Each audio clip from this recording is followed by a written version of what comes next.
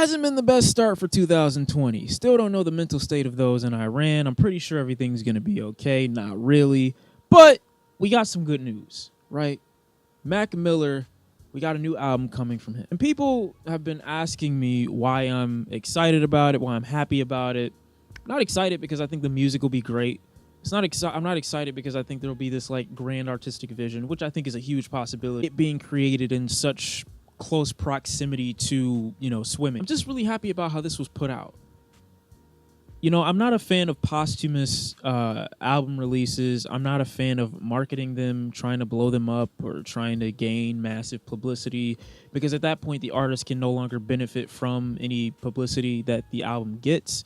So I think announcing it just on the fly and saying it's coming out next week, guys, stay tuned, was such an organic, such a real, such a wholesome thing to do. After all, this album probably isn't going to do much for people who didn't already know who Mac Miller was to begin with, so any further publicity for Mac Miller would only go to the listening of the album. Most labels benefit from that when it comes to the amount of money that they're able to generate from the sales that the record might get, from the streams that the record might get, and I don't think that's the case here at all. It seemed to be a family decision. It seemed to be something that they considered for a while. It didn't come out months, a couple weeks or a couple months after his passing. It's been a while, It's been a while since I heard Mac Miller music. It's been about a year and a half almost. And with this Circles album being created in such close proximity to the Swimming album, I think it's going to come off much more natural. There probably aren't going to be many features. There probably aren't going to be more, connections to artists that Mac Miller doesn't really mesh well with, artists that he's never collaborated with before, making the album peer off into a million different directions just so other artists can be a part of this great, huge moment, generating even more forced buzz. Shawn is also a part of this, so I'm really happy about that. I'm expecting something beautiful musically. For those who don't know, John Bryan was also, he was in talks with Kanye for Late Registration, which musically is easily one of Kanye's best works to date. He's been a part of some great film scores, so I'm really hoping that this album comes together as more of a cinematic experience as opposed to, just another album. I gotta say, something really hit me while I was reading, the family's approach to releasing this project, was just how calculated Mac Miller was, despite people probably underestimating that, him being so addicted to substances as he was. The more I look at it, I got a lot of respect for him. To have made so much music, or to have made something in such close proximity to an album where you talk about being better, naming it Swimming in Circles, I think is not only brilliant and really speaks to his foresight. I got a lot of respect for that, because despite how much he was loved, despite how much people adored him, despite how talented he was, despite me not being a massive fan, I still loved a lot of what Mac Miller had put out in the earlier days. Not so much the most recent Swimming record, even though I did like a good portion of it. Despite all that, he still anticipated the worst. You don't work this hard. You don't put this much material out. You don't tell as much as you do in your music unless you're prepared for the worst happening. And to prepare for the worst happening, you have to be very honest with yourself, and you have to be very self-aware. You have to know, despite how special the world might think you are, you have to know in the back of your mind, I'm not special at all. To not be prepared for something like this, knowing the lifestyle that Mac Miller had at the time, would only speak to you thinking that you're invincible, would only make it seem like what happens to anyone else could never happen to you. From what I've read and the research that I've done, I found out that Mac Miller would record multiple albums even at the release of his most recent work. Now, one could, of course, take that as, he loves making music so much that he can't just never not make it. But a guy like me looks at it and he's like, you know what? This is preparation. This is you saying that I could go at any moment. Something could happen to me at any time. I don't know how long I've got left. I don't think I'm special enough to avoid the worst. So knowing the way Mac Miller spoke about himself in his music, and knowing that this album was created in such close proximity to Swimming and how it would link to swimming in circles. Gives me the impression that he knew the worst could happen at any moment. Just knowing that, I just gained so much more respect for him even after death. And I gained that much respect for him because I thought that way about myself for a long, long time. People don't actually know, but every year that I age, and I get a little bit older, I record a voice memo. And the voice memo is usually no longer than 5 minutes of me saying, I made it another year. And at some point, obviously that's going to come to an end. I wanted to compile that little bit of data up for everyone of my loved ones, anyone who's going to know me in the future, the friends that I have now.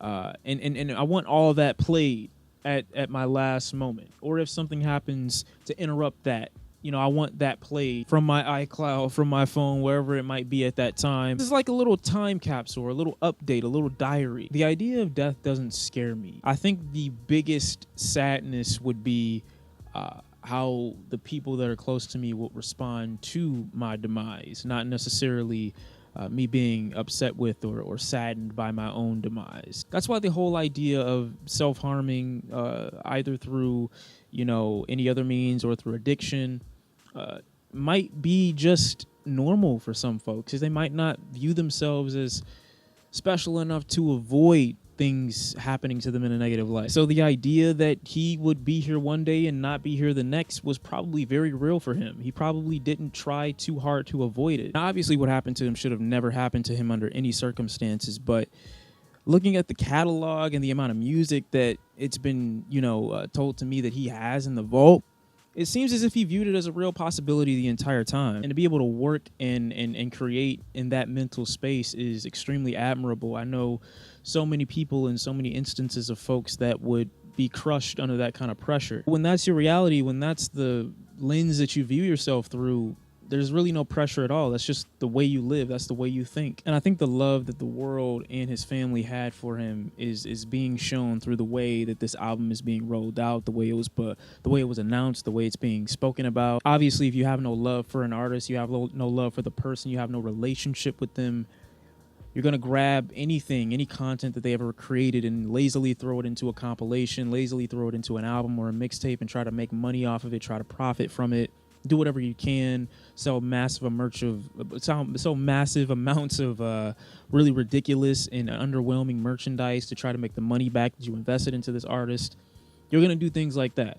But when you love and know the person, when you invested time and effort into this person, when you know what their vision was, when you help them work on the craft that is going to come out, it ends up coming off way more holistic. It ends up coming off way more natural. It ends up coming off with much more love and care and consideration than any other posthumous release. I tell people this all the time, and I'll say it again: you cannot get around going through.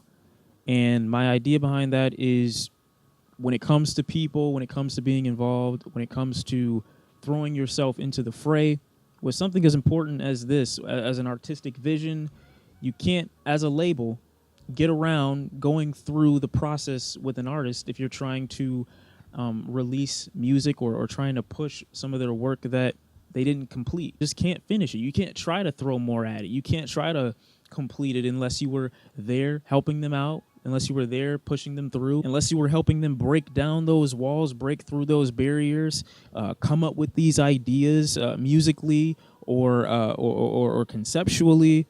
Then you're not going to be able to get around that process. Anything that you release or anything that you try to get anyone else to try to be a part of is just going to sound manufactured, artificially built. It's not going to feel natural. It's not going to feel organic. I have so much respect for Mac. I have so much respect for his family right now. It's the self-awareness that it takes to be able to work in that mental space, all with the foresight of your own demise and still working regardless, in light of the problems that you face, in light of the doubt that you might be suffering from. Living in that space can be damaging and it can be fatal in many cases, but I respect it. I respect it so much, and I'm really looking forward to the release. I don't know if I'm going to do a video on it when it first comes out. It depends. I might feel compelled to, I might not. It really depends. I'll probably not, but, I'm just happy it's coming out. I really am. Thank you for watching. Let me know what you feel about this album coming out. Are you excited for it? Are you happy that it was released the way it was released?